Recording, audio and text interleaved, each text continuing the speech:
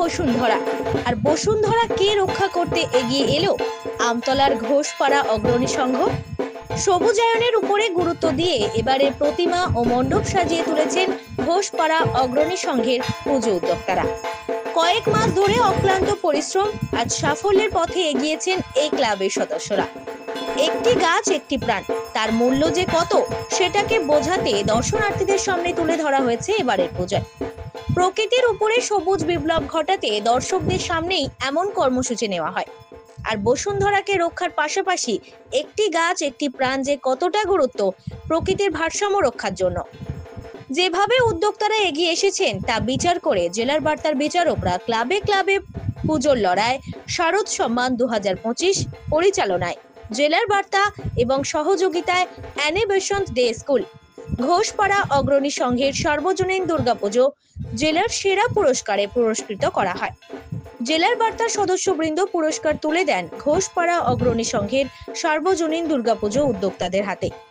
এভাবেই আমরা যদি সবাই সবুজায়নকে রক্ষা করি তাহলে হয়তো আজ পৃথিবী তার ভারসাম্য কখনোই হারাবে না। ধন্যবাদ জানাই জেলা বার্তা সংবাদ মাধ্যমকে এবং জেলা বার্তা সংবাদ মাধ্যমের দ্বারা সমস্ত যে দর্শক মণ্ডলী জেলা বার্তা দেখেন তাদের সকলকে আমরা ধন্যবাদ জানাই। তৎসহ আমরা ধন্যবাদ জানাই আমাদের পশ্চিমবঙ্গ সরকারের সম্মানীয় মুখ্যমন্ত্রী শ্রীমতী মমতা বন্দ্যোপাধ্যায়কে।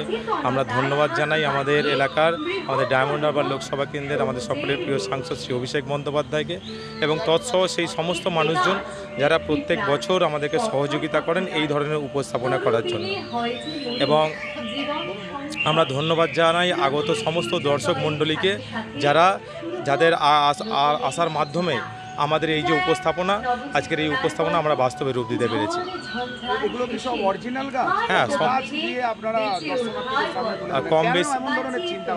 কম বেশি 10,000 ছোট বড় গাছ দিয়ে আমাদের এই মণ্ডপ সজ্জা হয়েছে এবং এই মণ্ডপ সজ্জার সাথে সাথে আমাদের যে প্রতিমা সজ্জা আপনারা নিশ্চয়ই দেখতে পাচ্ছেন তাতেও আমরা গাছের একটা চিত্র ফুটিয়ে তোলার চেষ্টা করেছি।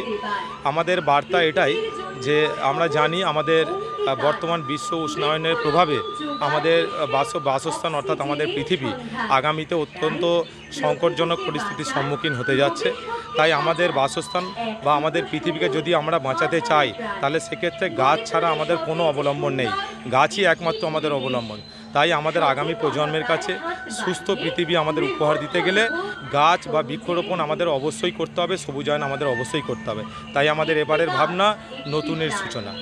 আমরা আগত দর্শক মণ্ডলীর কাছে এই বার্তাই দেওয়ার চেষ্টা করছি আগামীতে আমাদের সকলকে একত্রিত হয়ে কাঁধে কাঁধ মিলিয়ে সবুজায়নের মাধ্যমে আমাদের এই পৃথিবীকে আমাদেরকে সুরক্ষিত করতে হবে। আর এভাবেই প্রকৃতির নিষ্ঠুর পরিচয় দেবে না আমাদের সাথে। তাই আসুন না আমরা সবাই মিলে ঘোষপাড়া অগ্রণী সংঘের সার্বজনীন দুর্গাপুজো উদ্যোক্তাদের মতন হাতে হাত মিলিয়ে প্রকৃতির উপরে সবুজ বিপ্লব ঘটাই। শান্তনু পুরকাইতের রিপোর্ট, জেলা বার্তা।